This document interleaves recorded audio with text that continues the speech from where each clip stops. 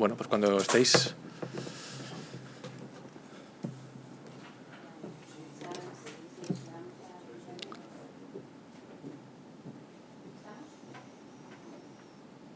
Sí. Bueno, buenos días a todos. Hoy ha tenido lugar la Junta de Portavoces para preparar el pleno de este jueves, día 19, y hemos acordado, en primer lugar, pactar entre todos los grupos parlamentarios una declaración institucional de condena, de rechazo a los atentados de París, porque previamente habíamos presentado 3 grupos parlamentarios un documento individual.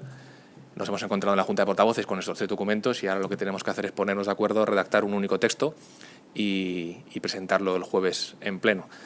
Para ello trabajaremos hoy, mañana y pasado en esta línea.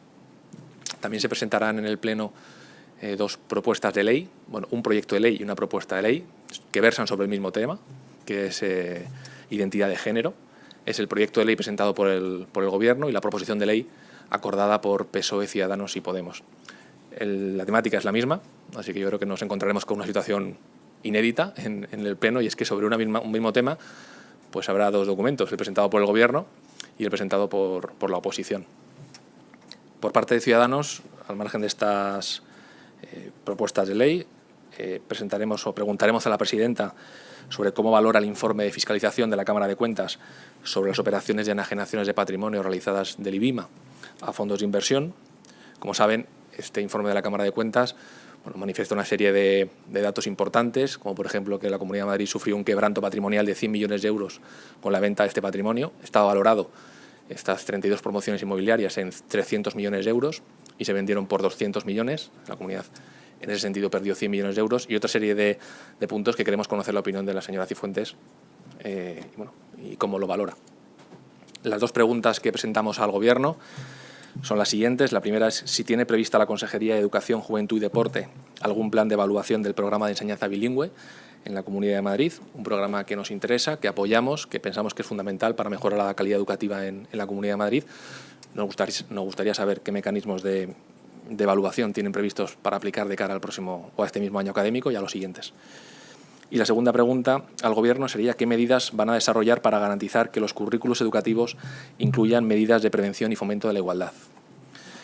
Esto supone un paso más en las medidas, es al menos lo que exigimos, que no solamente se quede en declaración de intenciones la igualdad, sino que tengamos un plan en la Comunidad de Madrid acerca de cómo vamos a abordar también a nivel curricular esa igualdad, este fomento de la igualdad entre personas del mismo género o de distinto género, en definitiva, mejorar las condiciones de los madrileños en términos de igualdad. En cuanto a las iniciativas largas, presentaremos 2. Una iniciativa que tiene que ver con una pregunta acerca de la política general del Consejo de Gobierno en relación a los recursos humanos en la Consejería de Sanidad, es decir, cómo se van a redistribuir los recursos humanos existentes a día de hoy, si se van a ampliar, si se van a reducir, esperemos que no. Y en ese sentido nos preocupa especialmente cómo se va a empezar a prestar servicios en los quirófanos por las tardes y fines de semana, cuál es la política concreta del Gobierno en este sentido. Y, en último lugar, una propuesta no de ley, una PNL, en donde instamos al Consejo de Gobierno a que proceda a la reforma del Consorcio Regional de Transportes, a elaborar un plan estratégico de transporte en la Comunidad de Madrid a 10 años, en definitiva, una reforma integral del transporte público en la Comunidad de Madrid. Como saben, la semana pasada ya presentamos este plan, este documento que contenía 5 puntos. Lo publicamos conjuntamente Begoña Villacís, nuestra concejala en el Ayuntamiento de Madrid, y yo mismo, con la intención de que el transporte público en la comunidad no sea un arma arrojadiza, no se convierta en un campo de batalla entre ayuntamiento y comunidad porque sea de distinto signo político, sino que el transporte sea una preocupación de todos, que esté bien diseñado, bien ejecutado, bien dimensionado. Y eso no solamente pasa por un debate entre cuánto tiene MT o cuánto deja de tener, sino cómo se distribuyen las inversiones entre todos los transportes públicos que están presentes en la capital y en la Comunidad de Madrid. Hablamos de metro ligero, metro, MT, interurbanos, intercambiadores. Necesitamos un plan, y nosotros lo que proponemos es un plan a 10 años, donde se recojan las necesidades de inversión, de amortización, de renovación de las flotas, el rediseño de la estructura de las líneas de autobús en el caso de que sea necesario, de la red de metro en su totalidad. No podemos seguir año a año improvisando y teniendo que ver, como hemos visto lamentablemente, estas disputas entre ayuntamiento y comunidad por quién pone o quién deja de poner millones en un transporte público en concreto. Esta es la propuesta. Queremos proponer este pacto por el transporte público en la comunidad al Gobierno regional y al resto de grupos parlamentarios de la Asamblea, y queremos ver también si es verdad o no que el Gobierno regional tiene un plan de transporte para los próximos 4 años, o como viene demostrando, todavía estamos en fase de pruebas y se improvisa más que otra cosa. Esto es todo en cuanto al pleno del jueves. Si tienen alguna pregunta, pues encantado de responderla. Bueno, el hecho es que llevamos meses trabajando en un documento PSOE, Podemos y Ciudadanos. El PP estuvo participando en alguna de esas reuniones, de manera unilateral decidió levantarse y una vez que los 3 grupos de la oposición habíamos presentado esta proposición de ley sobre identidad de género, pues el Gobierno decidió no sumarse, no apostar por enmendar, ni mejorar, ni hacer propuestas de mejora, en definitiva, y proponer su propio documento. Bueno, pues el jueves veremos pues una cosa que desde nuestro punto de vista no tiene sentido. Y son 2 documentos que en lugar de haberlo consensuado entre todos, pues vamos a ver cómo el Partido Popular presenta su documento, entiendo que queriéndose apuntar el tanto y marcar agenda, cuando ya PSOE, Podemos y Ciudadanos habíamos hecho una propuesta de ley en la Asamblea, la habíamos registrado previamente, y lo que tiene que haber hecho el Partido Popular, desde nuestro punto de vista, es sumarse primero a esa mesa de negociación y después, si entiende que no hemos llegado a un acuerdo, intentar enmendar o a la totalidad o parcialmente ese texto, pero no presentar un alternativo, porque nos vamos a encontrar con una situación que es bastante rara. Votaremos evidentemente en contra de ese proyecto porque hemos trabajado previamente sobre una proposición. Pero ¿les parece insuficiente el proyecto del Gobierno? ¿Qué es lo que echan en falta? No es que echemos en falta nada, es que creo que hay que respetar también los plazos. Estamos en una etapa política distinta, donde la oposición tiene capacidad para presentar propuestas de ley. Así lo hemos hecho, con un texto que sentimos nuestro, que está acordado por las 3 fuerzas de la oposición, y el Partido Popular se ha desmarcado presentando un documento alternativo que en muchos puntos coincide, en otros no, evidentemente, pero lo que queremos poner énfasis es en la forma, ¿no? En cómo han hecho las cosas, en intentar desmarcarse de la oposición presentando su propio documento, cuando el texto presentado por Ciudadanos, Podemos y PSOE está acordado con las asociaciones civiles, con los colectivos afectados. Llevamos meses trabajando en ese documento y ahora pues yo creo que por oportunismo político o por electoralismo pues pretenden presentar su documento por su cuenta. Bueno, pues se verán en la Asamblea el próximo pleno cómo es echado para atrás y es votado en contra y saldrá adelante el texto propuesto por la oposición.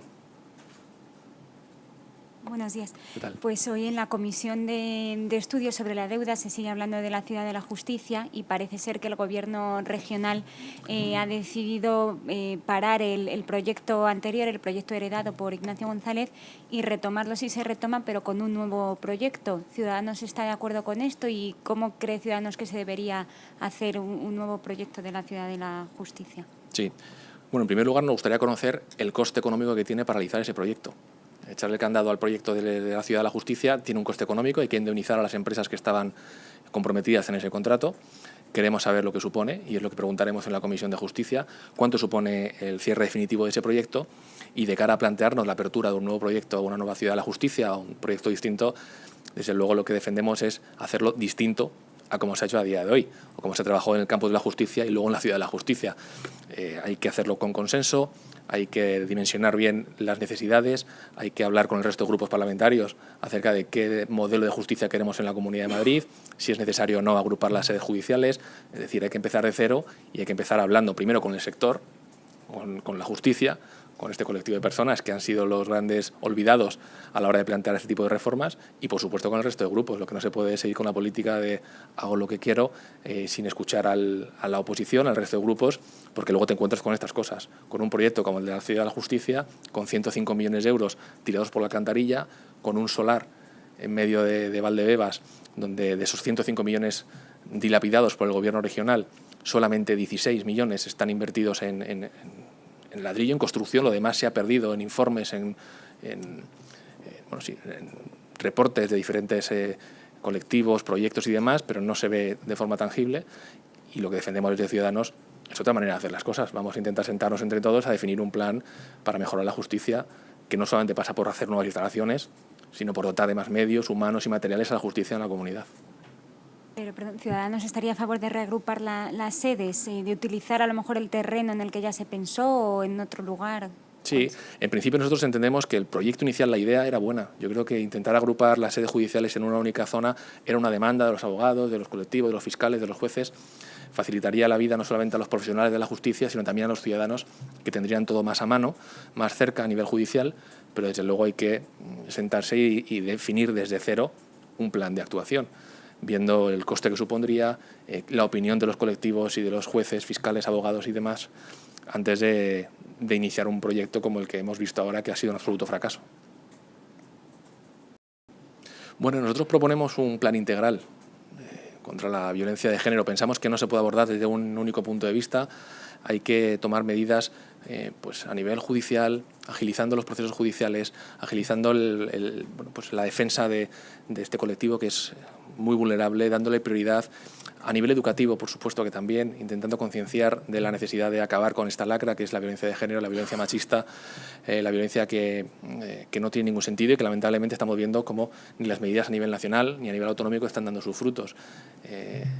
Nosotros queremos, en definitiva, contar con todos los grupos, con los colectivos, ser especialmente sensibles, pero presentar un plan, que es en el que estamos trabajando, donde se aborde de una manera integral y no únicamente pues, reforzando las penas, también, las sanciones, que también, sino trabajando, pues, por ejemplo, dando prioridad a estas personas que sufren violencia machista, violencia de género, en el acceso, por ejemplo, a servicios sociales, a vivienda social. Es decir, hace falta poner en marcha un protocolo de actuación integral para cuando mujeres se sientan atacadas o estén siendo pues, agredidas, tengan una serie de recursos sociales, de servicios sociales, asistenciales que les permitan salir de allí cuanto antes.